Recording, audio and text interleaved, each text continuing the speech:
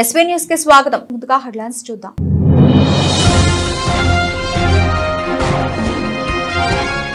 రావిర్యాల చెరువు సుందరీకరణ పనులను పర్యవేక్షించిన మహేశ్వరం ఎమ్మెల్యే సబితా ఇంద్రారెడ్డి.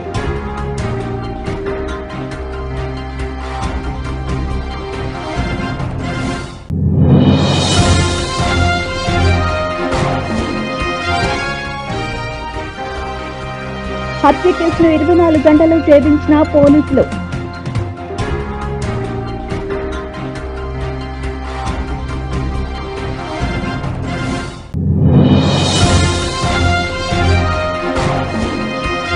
ఢిల్లీలో బీజేపీ మెడలు వంచి బీసీ 42% రిజర్వేషన్ సాధిస్తాం. తెలంగాణ రాష్ట్ర ప్రభుత్వ పాలేరు ఎమ్మెల్యే వీర్ల ఐలిజా.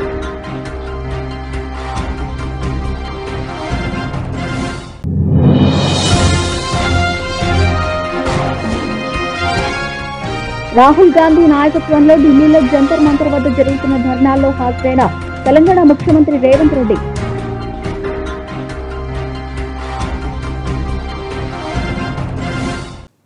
రావిర్యాల చెరువు సుందరీకరణ పనులను పర్యవేక్షించిన మహేశ్వరం ఎమ్మెల్యే సబితా ఇంద్రారెడ్డి. మహేశ్వరం నియోజకవర్గంలోని తుక్కుగూడ మున్సిపాలిటీ పరిధిలో ఉన్న రావిర్యాల చెరువు కట్టపై జరుగుతున్న సుందరీకరణ పనులను మాజీ మంత్రి మహేశ్వరం ఎమ్మెల్యే శ్రీమతి సబితా ఇంద్రారెడ్డి పర్యవేక్షించారు. ఈ సందర్భంగా ఎమ్మెల్యే అధికారులతో మాట్లాడుతూ ఈ పర్యటనలో సంబంధిత శాఖల అధికారులు, నాయకులు, స్థానిక ప్రజాప్రతినిధులు పాల్గొన్నారు.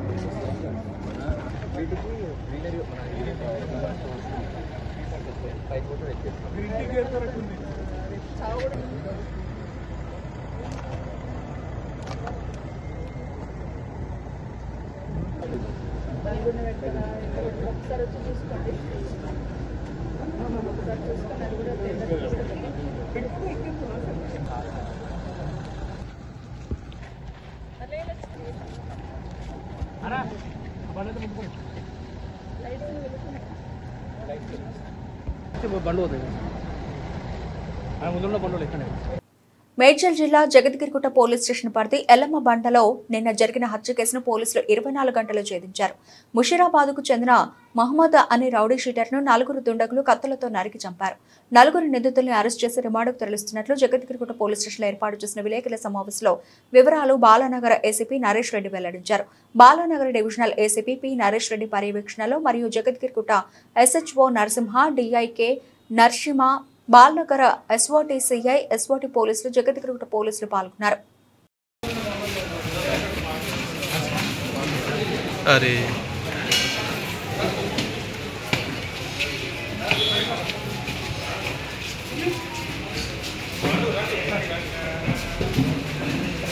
వచ్చిన తర్వాత వీళ్ళిద్దరు కలిసి కూడా కొంతకాలం illegal scrap business, PDS rice business లో వీళ్ళిద్దరు ఒక ఆర్థిక లావాదేవీలు ఉన్నాయి.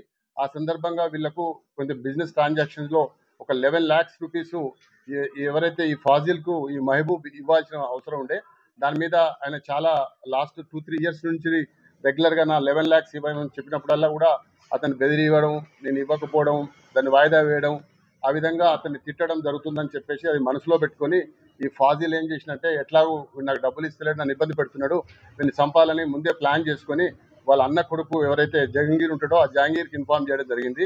ఆ జహంగీర్ వాళ్ళ మిత్రులైన కరీం అంటే అమీర్, వీళ్ళిద్దరికి కూడా ఇట్లా మనం ఒక నేషన్ ఉంది, మనం మీరు కూడా కోఆపరేట్ చేయాలంటే వాళ్ళు కూడా వచ్చారు. అందులో భాగంగానే వాళ్ళు ప్లాన్డ్గా నిన్న మహమ్మద్ను వాళ్ళు ఫోన్ చేసి పిలిపించడం జరిగింది. ఫస్ట్ పిలిపించిన తర్వాత ఎల్లమ్మ బండ దగ్గర ఉన్న ఒక ఈద్గా దగ్గర కాసేపు ఈ డబ్బుల గురించి ఆర్గ్యుమెంట్ జరిగింది. ఆ మహమ్మద్ వచ్చినప్పుడు అతనితో పాటు ఇంకొక 2 వ్యక్తులు కూడా వచ్చారు అతనితో పాటు. వాళ్ళ ముగ్గురు వీళ్ళు 4 ఉండే. అక్కడ కొంచెం ఆర్గ్యుమెంట్ జరిగిన తర్వాత ఛాయ్ తాగుదామని చెప్పేసి వాళ్ళు ఆ గుడ్విల్ హోటల్ ముందుకు వచ్చి ఛాయ్ తాగుతున్న క్రమంలో అనుకున్న ప్లాన్ ప్రకారంగా ఫస్ట్ జహాంగీర్ తనతో తెచ్చుకున్న కత్తితోటి ఫస్ట్ ఈ మహమ్మద్ను తల మీద కొట్టడంతో మహమ్మద్ కింద పడిపోయాడు. కింద పడిపోయాక మిగతా ఈ ఫాజిల్ అండ్ తర్వాత కరీం కూడా వాళ్ళ మీద నైఫ్స్ తోటి అటాక్ చేయడం జరిగింది. ఆ క్రమంలో ఆ మహమ్మద్తో వచ్చిన ఇద్దరు కూడా అక్కడి నుంచి పారిపోవడం జరిగింది. ఆ తర్వాత అతని మీద కసిదీర కొట్టేసి అతను చనిపోయిందని కన్ఫర్మ్ చేసుకుని అక్కడి నుంచి వెళ్ళి పారిపోవడం జరిగింది. ఈ రోజు వాళ్ళతోటి అరెస్ట్ చేసినప్పుడు వాళ్ళతో పాటు ఒక ఆటోను, ఈ క్రైమ్లో యూజ్ చేసిన ఒక 3 వెపన్స్ నైఫ్స్, అదేవిధంగా 4 సెల్ ఫోన్లు కూడా స్వాధీనపరచుకోవడం జరిగింది. ఇంత తొందరగా దీనిలో పట్టుకోవడంలో మాకు బాగా కోఆపరేట్ చేసిన ఎస్ఓటీ టీంను, అదేవిధంగా లోకల్ పోలీస్ కోఆర్డినేషన్ ఉన్న దాని మీద మా డీసీపీ గారు, మా సిపి గారు వాళ్ళందరినీ కూడా అభినందించడం జరిగింది. యాదాద్రి భువనగిరి జిల్లా సెంటర్ యాదగిరిగుట్ట ఢిల్లీలో బీజేపీ మెడలు వంచి బీసీ 42% రిజర్వేషన్ సాధిస్తాం. తెలంగాణ రాష్ట్ర ప్రభుత్వ ఆలేరు ఎమ్మెల్యే బీర్ల ఐలయ్య ఢిల్లీ జంతర్ మంతర్ వద్ద జరుగుతున్న బీసీ రిజర్వేషన్ సాధన కోసం భారీ ధర్నాలో తెలంగాణ రాష్ట్ర ప్రభుత్వ ఆలేరు ఎమ్మెల్యే బీర్ల ఐలయ్య బుధవారం రోజు పాల్గొన్నారు. ఆలేరు నియోజకవర్గం తరఫున ఢిల్లీలో ధర్నా కార్యక్రమానికి బయలుదేరి వెళ్లారు. 5వ తేదీ, 6వ తేదీ, 7వ తేదీల్లో ఢిల్లీ తెలంగాణ రాష్ట్ర ప్రభుత్వ ఆలేరు ఎమ్మెల్యే బీర్ల ఐలయ్య పర్యటించి తెలంగాణ రాష్ట్ర కాంగ్రెస్ పార్టీ ఆదేశాల మేరకు పలు నిరసన కార్యక్రమాల్లో పాల్గొన్నారు. జై కాంగ్రెస్, జై కాంగ్రెస్. సోనియా గాంధీ గారి నాయకత్వం, రాహుల్ గాంధీ గారి నాయకత్వం, రేవంత్ రెడ్డి గారి నాయకత్వం. జై కాంగ్రెస్. తెలంగాణ నలుమూలల నుంచి ఢిల్లీ నడిబొడ్డున ఈ మతోన్మాద పార్టీ బీజేపీ పార్టీని మెడలు వంచి బీసీలకు రావాల్సినటువంటి 42% రిజర్వేషన్ సాధించడం కోసం వచ్చినటువంటి తెలంగాణ నా అక్కాజెల్లలకు, నా అన్నదమ్ములకు, వేదిక మీద ఉన్నటువంటి పెద్దలకు పేరు పేరున ధన్యవాదాలు. భారతదేశానికి రోడ్ మోడల్ గా తెలంగాణలో ఇవాళ కులగణనలో, జనగణనలో కులగణన చేసి మా తామాషా ప్రకారం మేమెంత మాకంత అని చెప్పి భావి ప్రధాని రాహుల్ గాంధీ గారి ఆలోచనను మొదటగా తెలంగాణలో ఇంప్లిమెంట్ చేసి తెలంగాణ రాష్ట్రాన్ని భారతదేశానికి రోడ్ మోడల్ చేసిన ఘనత మన గౌరవ ముఖ్యమంత్రి రేవంత్ రెడ్డి గారిది. మన రాహుల్ గాంధీ గారు ఈ భారతదేశంలో భారత్ జోడో యాత్ర ద్వారా కన్యాకుమారి నుంచి కాశ్మీర్ వరకు పాదయాత్ర చేసి మన్ను టెండల్లో, మంచు కొండల్లో భారతదేశ ప్రజల స్థితిగతులు తెలుసుకొని మేమెంతో మాకంత ఉండాలనే లక్ష్యంతో ఈ కులగణన చేపడితే 1990 తర్వాత భారతదేశంలో కులగణన చేసిన రాష్ట్రం అంటే తెలంగాణ రాష్ట్రం.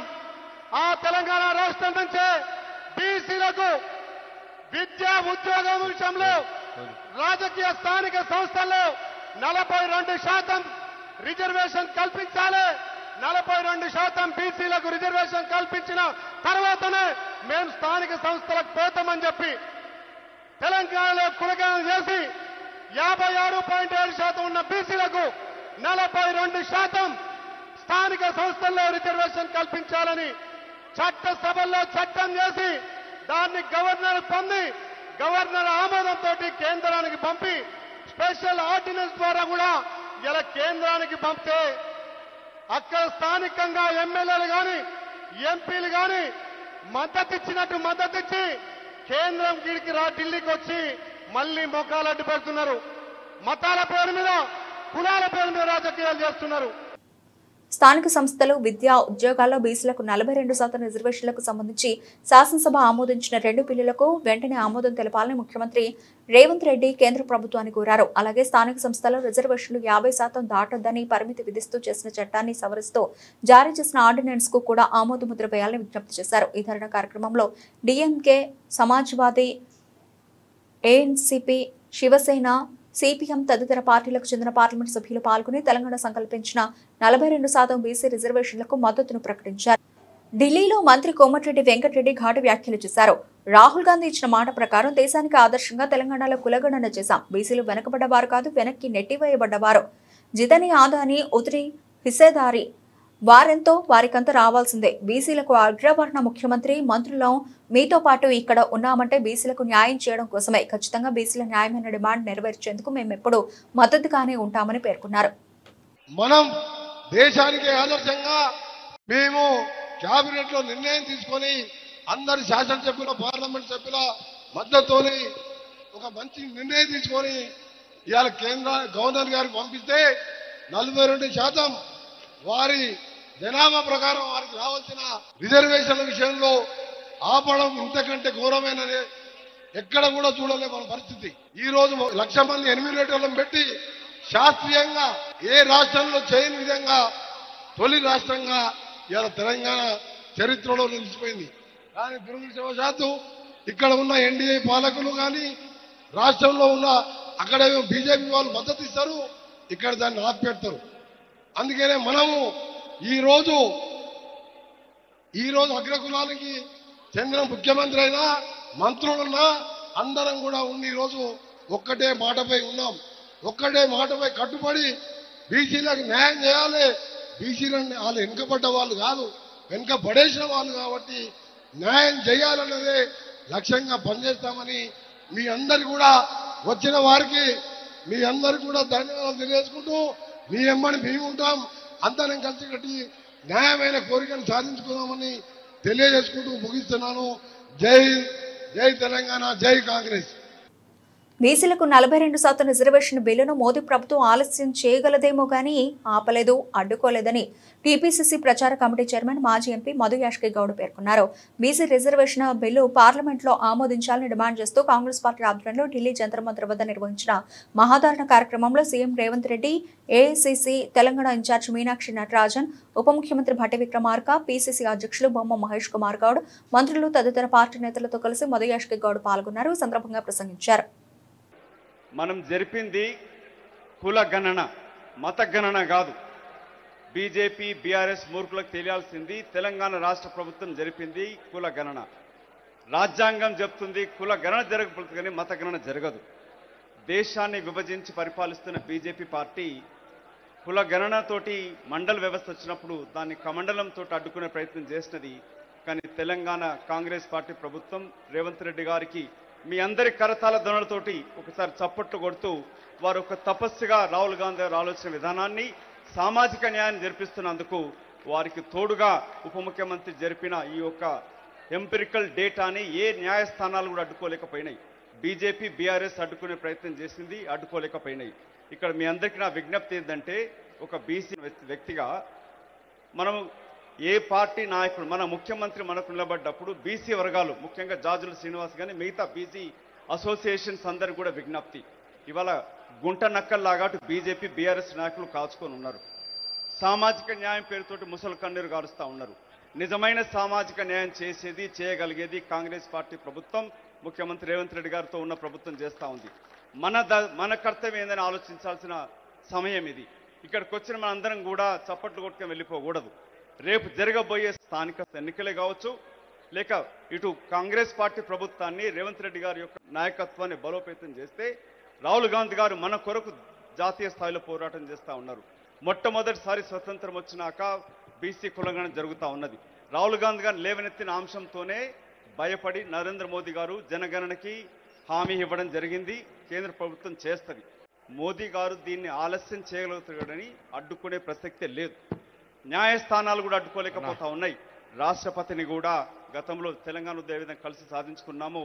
ఆ దిశలో సాధించుకునే ఈ ప్రయత్నంలో నా యొక్క విజ్ఞప్తి ఇక్కడికి వచ్చిన పెద్దలందరికీ కూడా, వేదిక మీద ఉన్న పెద్దలకి, వేదిక ముందున్న వాళ్ళకి, పాత్రికేయ మిత్రుల ద్వారా మా యొక్క సంకల్పాన్ని మీరు ఇదే విధంగా కొనసాగిస్తూ కాంగ్రెస్ పార్టీ ప్రభుత్వాన్ని బలోపేతం చేస్తూ ప్రతిపక్షాలు గుంట నక్కలాగా ఉన్న వాళ్ళ యొక్క ఎత్తు జిత్తులని బొమ్ము చేస్తూ పార్టీతో నిలబడదాం, ప్రభుత్వాన్ని కాపాడుకుందాం, మన కొరకు వస్తున్న ఈ సామాజిక న్యాయాన్ని కాపాడుకొని తెచ్చుకుందాం, చేయి కలుపుదాం, రాహుల్ గాంధీ గారి నాయకత్వాన్ని బలపరుస్తామని చెప్తూ జై హింద్, జై తెలంగాణ. నమస్తే, welcome to SB news. Suryapet జిల్లా కోదాడ తెలంగాణ సిద్ధాంతకర్త ప్రొఫెసర్ కోతపల్లి జయశంకర్ జయంతి సందర్భంగా కోదాడలోని బస్టాండ్ వద్ద గల విగ్రహానికి పూలమాలలు వేసి నివాళులర్పించిన బీఆర్ఎస్ పార్టీ నాయకులు, కార్యకర్తలు.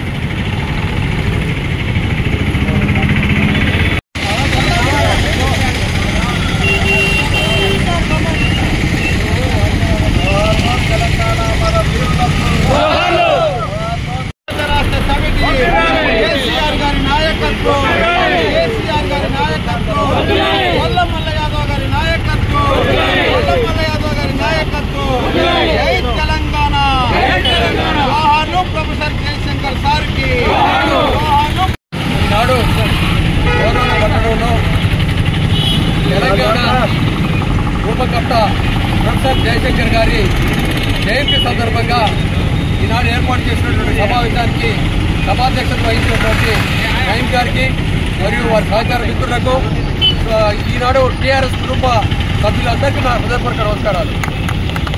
మరి ఈనాడు ఒక పెద్ద మనిషి ఆలోచనతోటి మనకి తెలంగాణ ఏర్పడిందంటే అది ప్రొఫెసర్ జయశంకర్ సార్ యొక్క ఔన్నత్యం, వారి యొక్క ముందు చూపు దాంతో ఏర్పడ్డది.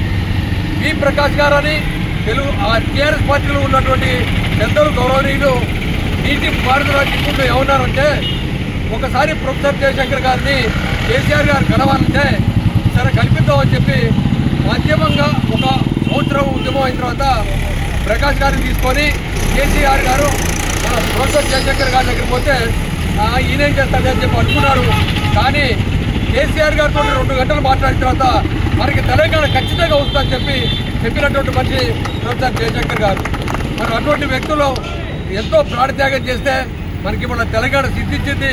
అట్టి తెలంగాణని 10 సంవత్సరాలు టీఆర్ఎస్ పార్టీ ఏ విధంగా చేసింది, సంక్షేమం ఏ విధంగా చేసింది, అభివృద్ధి ఏ విధంగా చేసింది అనేది కళ్ళకు కొట్టొచ్చినట్టు కారుస్తుంది. వాళ్ళ ప్రభుత్వాల్ని అటు ఇటు వ్యత్యాసాల్ని చూసుకొని ప్రతి ఒక్క రైతు, ప్రతి ఒక్క విద్యార్థి, ప్రతి ఒక్క కుటుంబీకుడు, ఆడ మగ చిన్నపిల్లలు అందరూ కూడా ఆలోచన చేసి ఈ తెలంగాణ పార్టీని మళ్ళీ మనం తెచ్చుకోవాలనేటువంటి ఆలోచనతో ఉన్నారు. కాబట్టి మరి ఇవాళ ఆ పెద్ద మహనీయుడికి మన నివాళులు అర్పిస్తున్నట్టే మరి తెలంగాణ పార్టీ ఉద్భవించిన అందరికీ, తెలంగాణ వాదులందరికీ ఆ హృదయపూర్వక నమస్కారం. జై హింద్, జై తెలంగాణ. ఏ విధంగా మన తెలంగాణ సాధించిన తర్వాత ఏ విధంగా అభివృద్ధి చేసుకోవాలనే విషయంలో ప్రొఫెసర్ జయశంకర్ సార్ యొక్క మార్గదర్శకంలో మన తెలంగాణ తొలి ముఖ్యమంత్రి కేసీఆర్ గారి యొక్క సారథ్యంలో తెలంగాణ ఉద్యమం ఉవ్వెత్తున ఎగిసిపడిన సమయంలో మరి జయశంకర్ సార్ యొక్క మార్గదర్శకంలో తెలంగాణ రాష్ట్రాన్ని సాధించుకోవడం జరిగింది. మరి ఈ సందర్భంగా మరి జయశంకర్ సార్ యొక్క 91వ జయంతి కార్యక్రమాన్ని పిలవగానే వచ్చినటువంటి టీఆర్ఎస్ కుటుంబ సభ్యులందరికీ పేరు పేరున ధన్యవాదాలు తెలియజేసుకుంటూ మరి వెల్కమ్ టు ఎస్వీ న్యూస్. దేశం కోసం ప్రాణాలు పణంగా పెట్టి పోరాటం చేసిన సైనికులు ఉద్యోగ విరమణ అనంతరం సైతం దేశం కోసం 1994లో తిరిగి మళ్లీ సైన్యంలో చేరారు. అంతటి గొప్ప త్యాగానికి మన భారత జవాన్లు ఒకవైపు ప్రాణాలు అర్పిస్తూ ఉంటే జవాన్ల భూములను కొందరు అడ్డు తగులుతున్నారు. స్థానిక ఆర్టీఓ చరవాణి ద్వారా మాజీ సైనికులతో మాట్లాడి అతి త్వరగా మీ సమస్యను తీరుస్తానని మాట ఇవ్వడం జరిగింది. మాజీ సైనికుల భూమిని కాపాడి వారికి చెందిన భూమిని చట్టపరంగా అందించాలని అధికారులను వేడుకున్నారు. ఈ కార్యక్రమంలో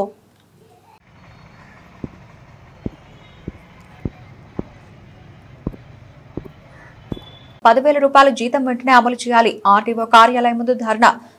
ఏఐటీసీ రాష్ట్ర కమిటీ పిలుపులో భాగంగా మధ్యాహ్న భోజన కార్మికుల సమస్యలపై దేవరకొండ ఆర్టీఓ కార్యాలయం ముందు ధర్నా నిర్వహించిన అనంతరం ఆర్టీఓ ఏఓకి వినతి పత్రం సమర్పించడం జరిగింది.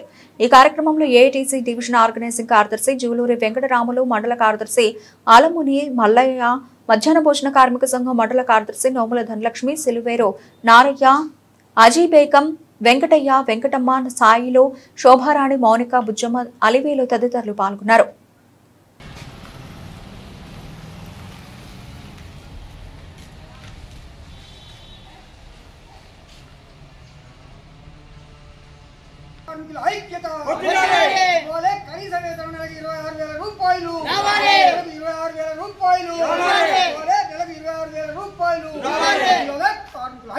భోజన కార్మిక సంఘం రాష్ట్ర కమిటీ పిలుపు మేరకు ఈరోజు రాష్ట్ర వ్యాప్తంగా ఆగస్టు 6-7 తేదీలలో వంటలు బంద్ చేసి రాష్ట్ర వ్యాప్తంగా మన యొక్క ఏదైతే కనీస వేతనం ఈ కాంగ్రెస్ ప్రభుత్వ ఎన్నికల కన్నా ముందు నెలకు 10,000 జీతం ఇస్తున్నది.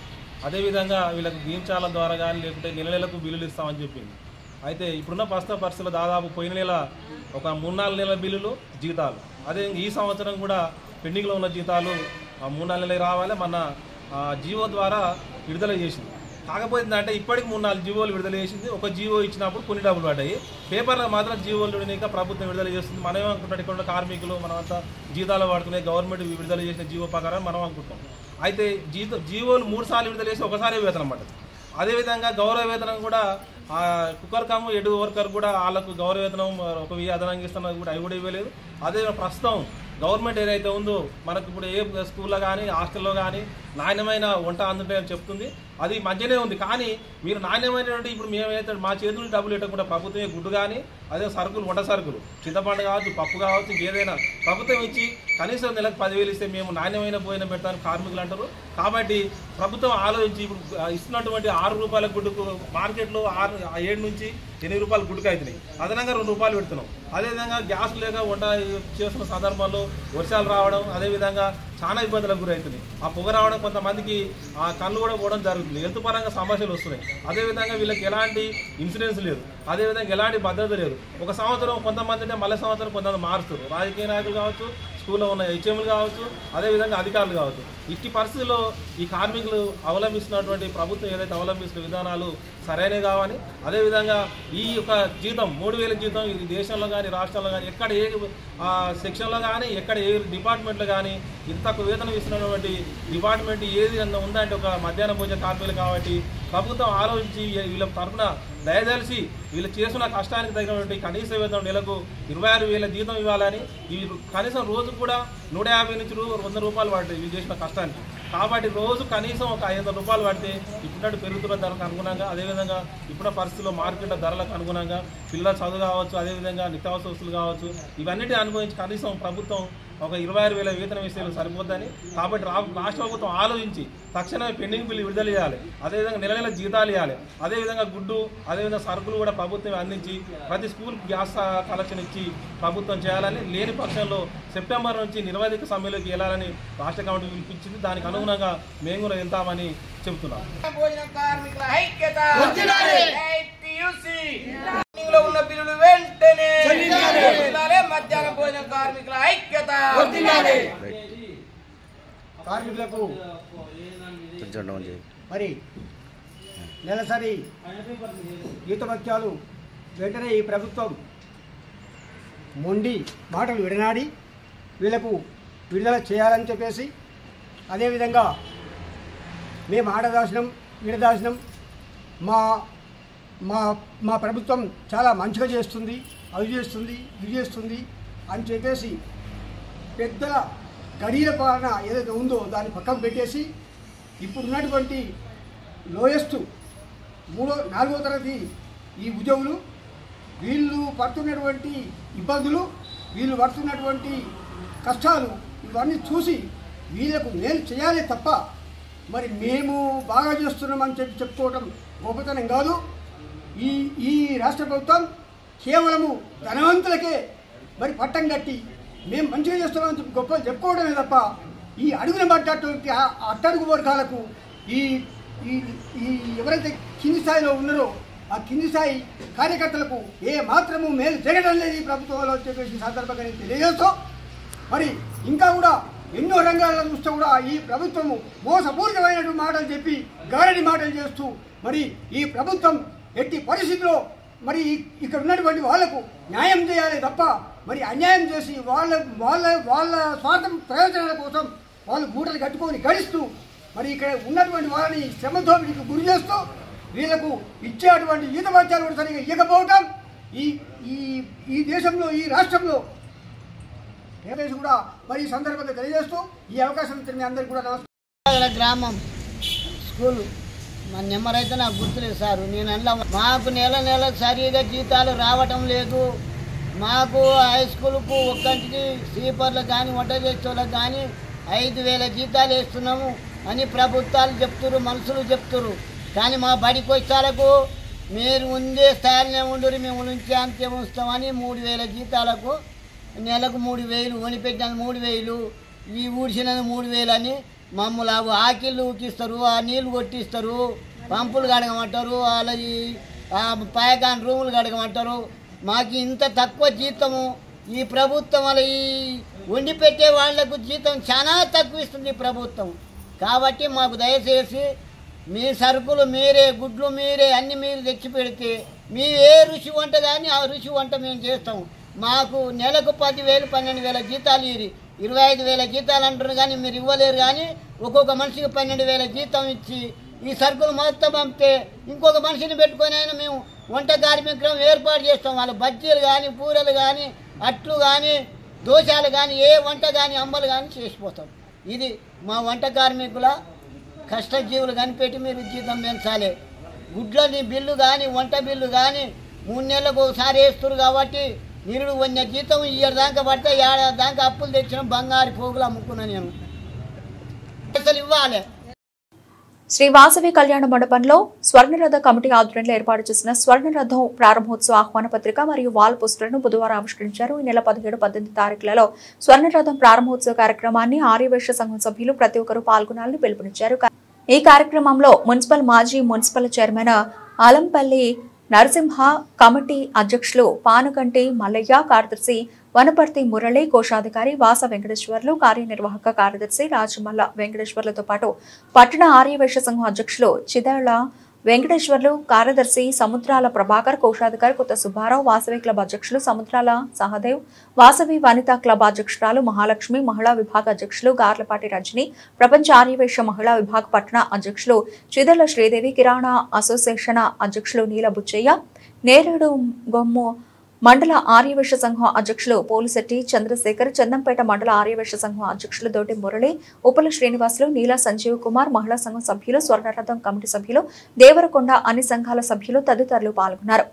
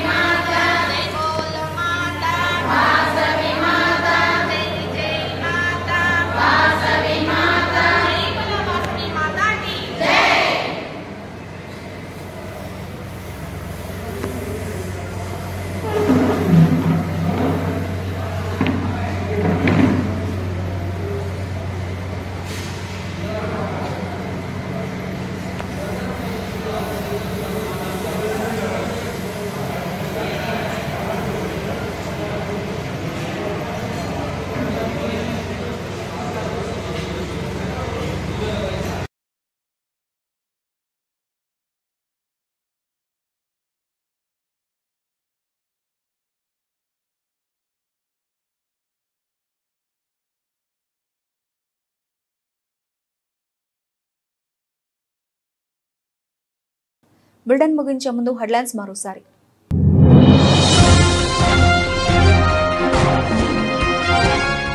రావుర్యాల చెరువు సుందరీకరణ పనులను పర్యవేక్షించిన మహేశ్వరం ఎమ్మెల్యే సబితా ఇంద్రారెడ్డి.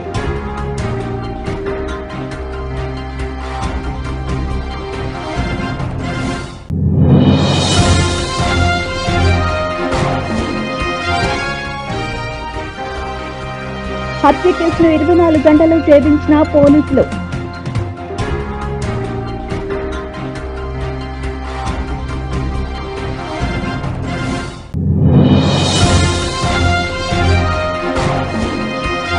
ఢిల్లీలో బీజేపీ మెడలు వంచి బీసీ 42% రిజర్వేషన్ సాధిస్తాం. తెలంగాణ రాష్ట్ర ప్రభుత్వ పాలేరు ఎమ్మెల్యే బీర్ల ఐలజ.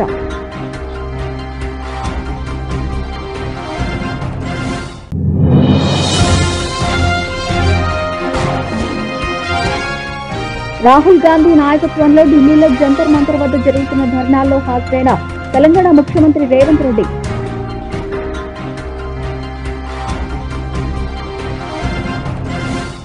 ఇవి ఇప్పటివరకు నా బులెటిన్ అప్డేట్స్. కీప్ వాచింగ్ దిశా టీవీ న్యూస్.